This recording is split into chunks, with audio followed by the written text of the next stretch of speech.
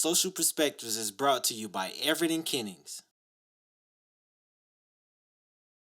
Sometimes God interrupts the normal course of history and gives us leaders whose gifts and insights are used to transform a generation. We have the privilege of presenting such a leader.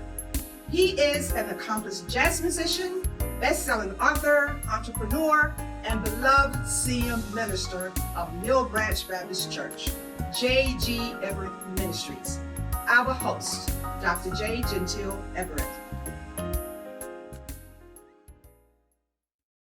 Hello and welcome to Social Perspectives. I'm J. Gentile Everett, and we're glad that you've joined us for today's show. It seems ostensible that the racial divide, though antiquated in its presence among us, is now being studied and assessed more thoroughly by the sons and daughters of former slaves. And the approach to confront this racial chasm now is one with a new approach, which brings about a new awakening. It is armed with scholarship and perspicacity. Today's show is about understanding one of the great social paradoxes of all time. In 1619, in Jamestown, Virginia, the first African female caught, captured, and subsequently sold into the institution of slavery for the rest of her life. Her name was Angela. That was the name that was given to her after she got here to these shores.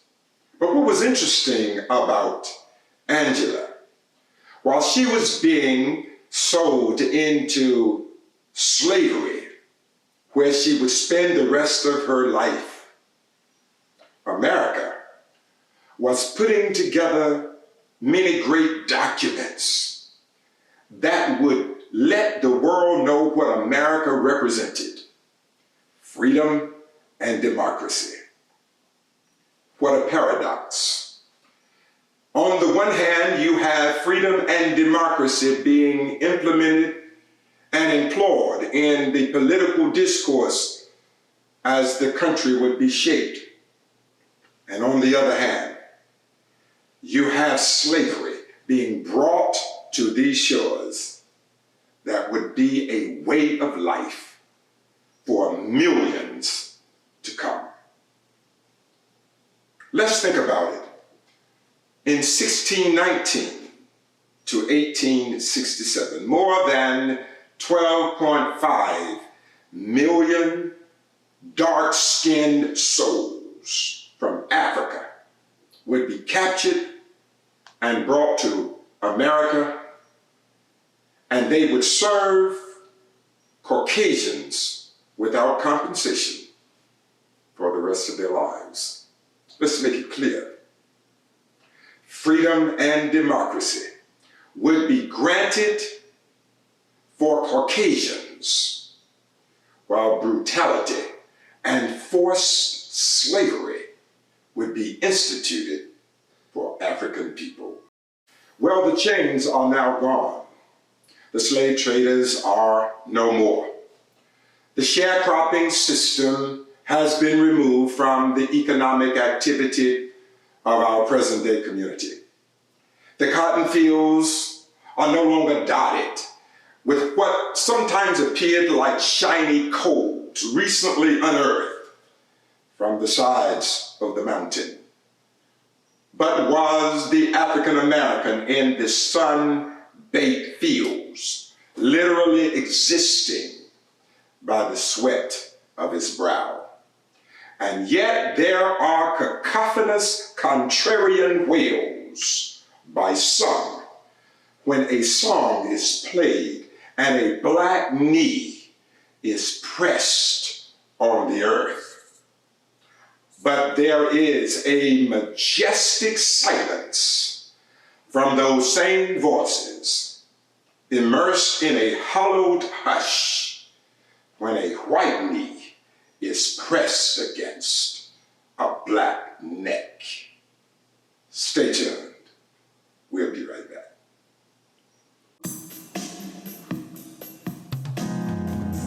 It has been said that power in the wrong hands is a recipe for personal destruction. This has never been more true than in the life of Dominique Washington. Her games would become her grief. Her unbridled lust and selfishness would be interwoven in her plots.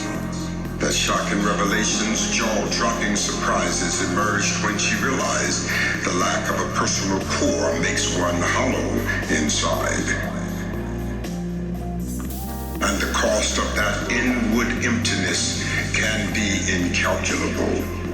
The invincibility and hubris to which she had grown accustomed would cloud her judgment, and the darkness of her own familiar behavioral patterns brought all to unknown discoveries of the influence the weak would have in her success. Then her doom would be the result of her rebellious nature to any source of authority. She does not imagine someone smart enough to outwit her. Later, she is so astonished at how she miscalculated the significance of a special love that it rocked her world. Her coveted justice would ultimately come in ways she never saw coming, and in ways she wished she had not.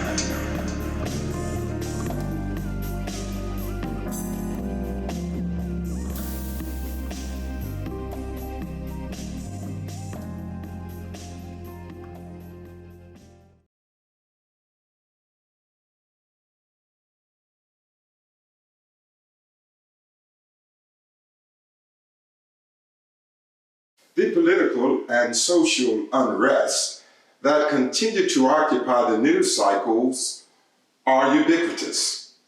It is little wonder why many who are confused and uncomfortable with protesters, because they do not understand that the protesters simply long and hunger for justice and equality.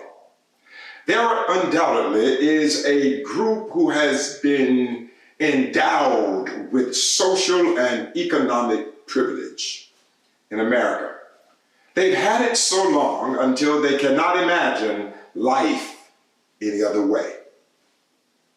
Yes, it's possible and even plausible that some of the privileged even think those rabble-rousers, those riff-raffs of bombast are poor because they have a craven spirit of lethargy, and they are endowed with an inferior cerebral vortex, and many with a vociferous clamor preaching reparations for ancestral slavery still are not satisfied even after America has given them a black president.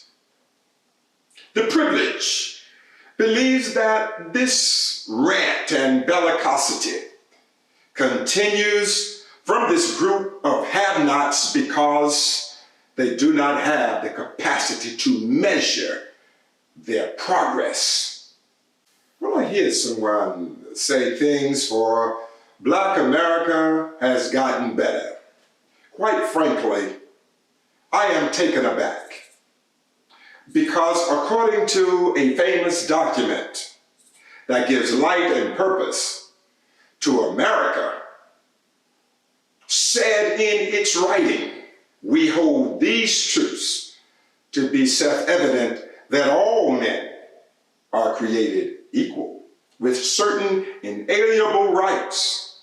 Among these rights are life, liberty, and the pursuit of happiness. We must remember, the word equal is not synonymous with the word better. And we should not embrace these words as an egalitarian, because they are not similar in substance nor in quality.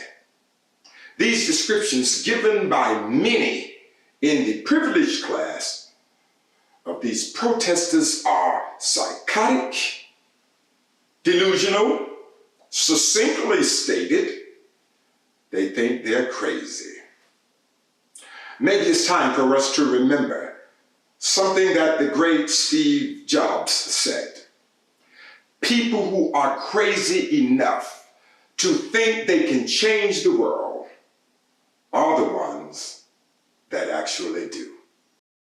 While I do not believe many of us African Americans believe we can change the world, we do have an insatiable desire to change the way we are treated and interpreted. It's not the world the protesters seek to change. They just would like a change to be made in the ways of opportunities. They just would like to see opportunity be made available to the haves and the have-nots. The message is clear, it's cogent, and it's compelling. Government subsidies are not the goals of all black and brown people.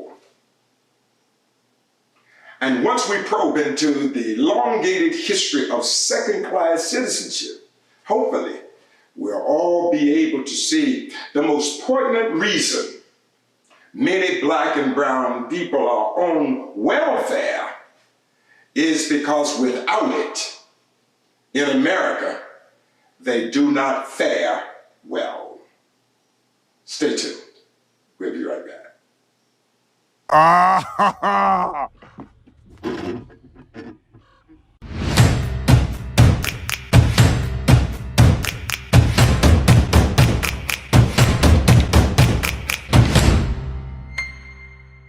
Oh, that's hot.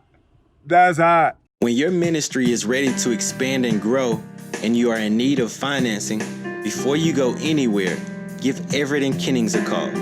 With minimal information, Everett & Kennings can have you financed in 1 to 2 days. The interest rates are at an all-time low, and no credit checks are necessary. No personal guarantees. This company is owned by ministers who understand vision, and they have loan programs for any situation. Construction or renovation, they have the funds to do your deal. You can call them at 877-320-0115, 24 hours a day, and they have staff to direct you. Everett & Kennings, your one stop for all your ministry financial needs. Their motto is, pastors bring the message, we'll bring the money for ministry.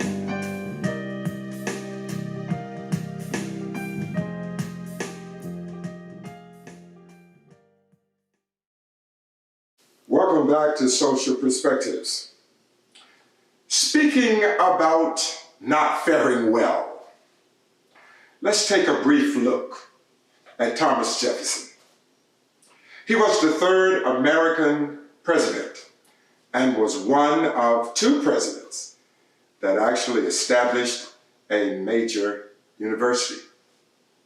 The great Thomas Jefferson housed 4,000 slaves on the campus of present-day University of Virginia from 1817 to 1865 to build a great and storied educational complex for higher academia. These slaves worked tirelessly year-round, early in the morning, until the darkness of night impaired their vision. Not one day did they experience monetary compensation. There were no days off, and breaks from work for food and water were determined by those who lodged under the shade of sprawling trees that were there on the campus, bringing beauty to the landscape. For nearly 50 years, these slaves worked for free so that the white privileged class could receive a world-class education from the hallowed halls of a university built by the hands of enslaved people who was never going to be qualified to enroll. They were qualified to build, but they were not qualified to attend. This on glaring display, we consider the facts associated with having taken this position. The university did not admit any black student until 1950. And it was in their law school. The gentleman's name was Gregory Swanson. And he was not prepared nor permitted to matriculate until after a lawsuit he had won that gave him the right to attend the school. No black undergraduate student was admitted to this university until 1955. 100 years after it had become established. It takes a century to bring one African American to the campus. And it was not without clamor, dissension, and just outright bigotry and ugliness, because somewhere in the psyche of those who ran the school, education was supposed to be limited to a particular pigmentation. And if you didn't fall into that category, you were either less than human or unqualified to attend. It's amazing. This idea is the beginning of something in America that would go on, and it continues to go to this very day. The University of Virginia was saying, we're going to let you see the school. We're going to let you behold the splendor and the grandeur of it all. But you can't have it. It's not for you. It's sort of like some of the things that we deal with in America right now. We see the privileged buying the greatest, the biggest, the most colossal, the most elegant, and they want everybody to know that they have it. They don't have words on the items that say white only, but you get the idea. All you have to do is be an African American. You don't have to read the words before you are able to intuitively and almost telepathically understand the word white only, even in this day. In other words, we'll let you build it, but you can't buy it. We'll let you clean it, but we won't let you converse in it. I have one little message I would like to share in my conclusion. One of the things that I have found out, and I dedicate this show to a very fine young man who left us way too soon. Brother Agerius. We're going to miss Brother Agerius, son of our church. Such a wonderful young man lost his life some days ago. We will miss him. But I dedicate this show to him because of something he said to me. And I hope his family Mr. and Mrs. Jackson, I hope that they will, and the grandparents, all of the cousins and the aunts, I hope this will be a show that you will keep, because I want people to know how special he was. During the many times that we talked, the times he came to me for counsel, there were times that he actually counseled me. He didn't even know that I needed it. We would just converse and would talk about the kaleidoscope of things. And in those exchanges, we would find ways to minister to each other. He said one day, I've learned something in life, and that is evilness is the father of greatness. Took me a while to even process that. I thought that was really smooth and, profound. And he went on to tell me, it's when evil is done to you that God is preparing you for greatness. I want to thank Brother Jarius for that, because he's absolutely right. And I'm saying this to you because I would be careful about who I ostracize, excommunicate, belittle, and demean.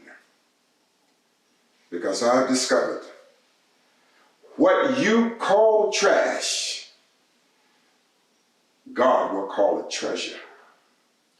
And God can take all of the ugliness thrown at his children, and he can use that as building blocks for them to plateau to their greatness. So when I look at all of these things that have gone on in our history, I do find great relief when I am able to see more and more sons and daughters, grandsons and daughters, and great grandsons and daughters of these slaves who had to work so hard for nothing. It warms my heart to see that they sacrificed for the greatness of those that were coming behind. I am able to stand tonight and do this show because of the sacrifices of those who labored without compensation, who just labored tirelessly year after year. We are the recipients of their sacrifice. So I will say to all of you, if you're going through a difficult time, if you're having to deal with evil being thrown at you, lift up your head. Vengeance is mine, saith the Lord. And there does come a time in everybody's life when you just have to lean on the Lord for his direction and for his provision. And I want to tell you, it's one thing I found out that God cannot do. It's just one thing he cannot do. He can do many things, but there's one thing he cannot do. He simply cannot do it. He's not capable of doing it. He can't fail you. And that's what I leave you tonight. Just remember, he cannot fail you, whatever you are dealing with. In the end, God's children will always win. God bless you. Thank you so much for your time and sharing with us on Social Perspectives. We'll be looking forward to seeing you next week. We have many things that we are trying to bring to the community. We want you to check out all of the sponsors that you will see at the close of the show. We particularly want to thank our friends over at My Elite Reno. We want to thank God for Will Smith and his assistants in helping us with the show and with the commercial that he was able to do for that company. We just thank God for all the things that he's bringing our way. We look forward to sharing with you in the near future. Until that time, I'm J. Gentile Everett. Eat a lot and laugh a whole lot more. Have a good day.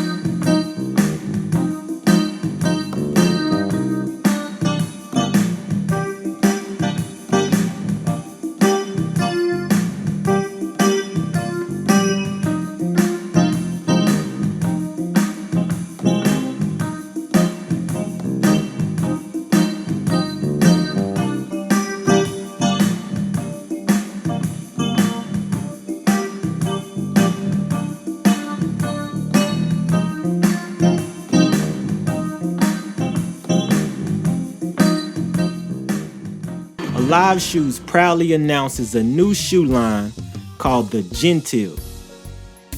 The new classy, cosmopolitan footwear was designed for the upwardly mobile personality who believes in making statements of cool with each step. The Gentile footwear is the shoe for all occasions because cool never goes out of style. Go to aliveshoes.com/Gentile and step into your cool. All proceeds are going to the Kingdom Building Ministry of Mill Branch Baptist Church in Fairmont, North Carolina.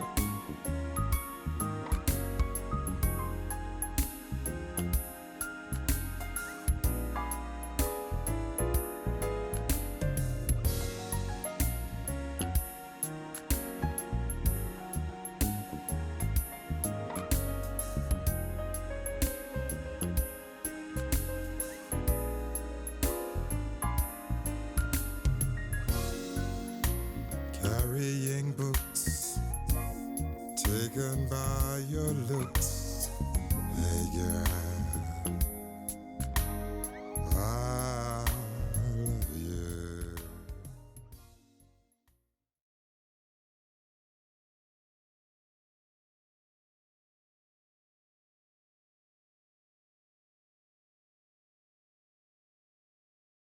I've been feeling like this my last chance on. What's up, world?